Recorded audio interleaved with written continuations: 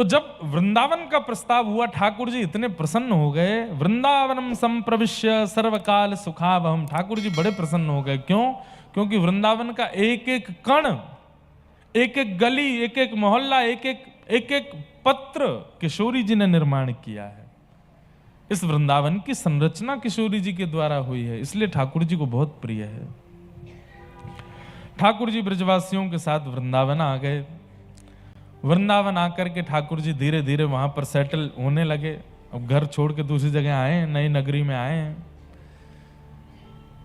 एक दिन ठाकुर जी रोने लगे। मैया बोली, लाला काय को रो रहे? बोले, मैया अब मैं बड़ा है गो, अब मुंह को गैया चरानी है, अब मैं गैया चरावे जाऊंगो। मैया बोली, लाला तू इतनो बड़ो ना है भयो, ये बड़ी बड़ी गैयान के बीच में पिच जाएगो, चटनी बन जाएगो। अभी कितनो है तू? 5 बरस को तो भयो है और तू गैया चरावे को। ठाकुर जी बोले, ना मैया मुंह को गैया चरानी है। इतनी हट पकड़ ली, इतनी हट पकड़ ली। तो एक दिन मैया नंद बाबा ते बोली, ऐसो पीछे पड़ गो, मैं गैया चराऊंगो। नंद बाबा बोले, लाला में गैया चरावे की इतनी हट क्यों है रही है? 5 साल के हैं, छोटे से ही हैं अभी।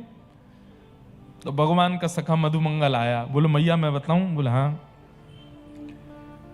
जैसे आज की तारीख में पुत्र का विवाह कब करते हैं? जब उसकी जॉब लग जाए, जब उसको कुछ क्वालिफिकेशन हो जाए, अच्छी डिग्री मिल जाए, वो डॉक्टर बन जाए, चार्टर्ड अकाउंटेंट बन जाए, उसका कारोबार शुरू हो जाए, बिजनेस शुरू हो जाए, तो घर पे सबसे पहली बात क्या होती है? अब इसका ब्याह करो, अब इसका ब्याह करो।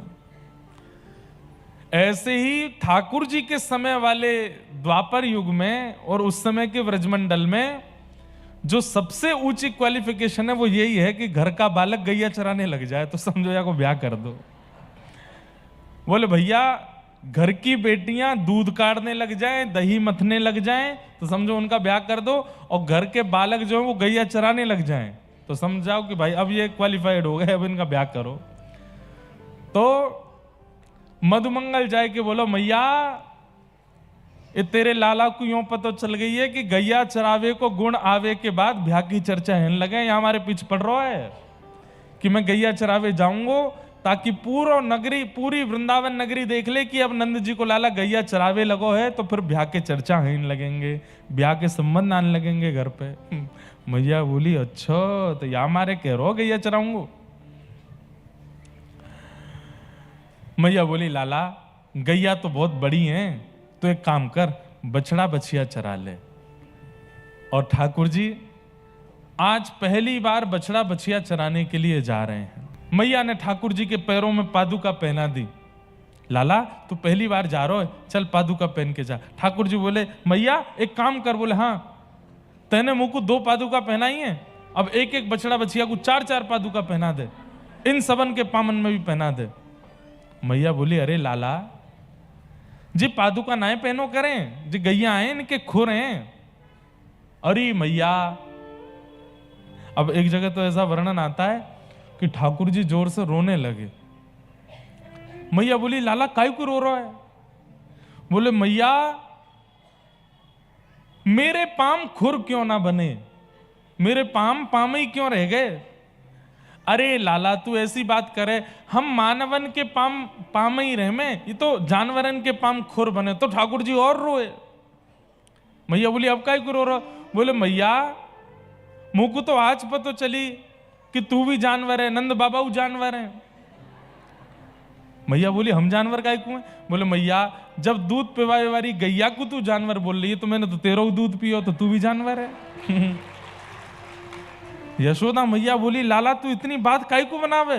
बोले, मैया एक बात बोल। बोले, कहा। मुंह को वचन दे। बोले, कहा, आज के बाद तू गैया को जानवर नहीं बोलेगी। गैया जानवर नहीं है, गैया मेरी मैया है, गैया मुंह को प्राणन तो प्यारी है। वादना मैया ने सौं खा के कही, लाला आज के बाद जानवर नहीं बोलूंगी।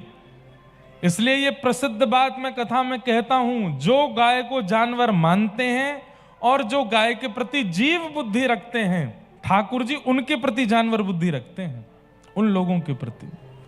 इसलिए गैया जानवर नहीं है, गैया जीव नहीं है, गैया कोई अन्य भाव नहीं है।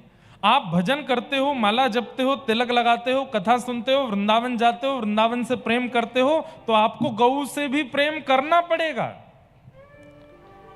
और वो ऑप्शन में नहीं है। गौ प्रेम वैष्णवों के लिए ऑप्शन नहीं है कि आप चाहो तो करो, नहीं, वो कंपलसरी है। अगर गौ प्रीति आपके चित्त में नहीं है, बुरा नहीं मानिएगा, आपका नाम जप का साधन व्यर्थ हो जाएगा, आपका नित्य एकादशी साधन व्यर्थ हो जाएगा, आपके अन्य अन्य जो साधन है वो भी सब व्यर्थ हो जाएंगे यदि गौ प्रीति चित्त में नहीं है। हम सेवा की बात नहीं कर रहे, वैसे तो सेवा भी करनी चाहिए, पर अब इतने बड़े नगर में आप लोग रहते हो, कहीं सेवा करोगे, और वो भी यहां तो मुश्किल ही है। लेकिन प्रीति तो कर सकते हो ना, प्रेम तो कर सकते हो ना। और प्रीति प्रेम ऐसे नहीं कि हमारे बताने से हो, नहीं, वो प्रीति वैसी ही होनी चाहिए जैसे एक मातृ के मां के प्रति होती है, वैसी प्रीति गैया के प्रति। ठाकुर जी कहते हैं जिसको गौ गोवर, गौ मूत्र, गौ दुग्ध से घृणा है, मुझे उससे घृणा है।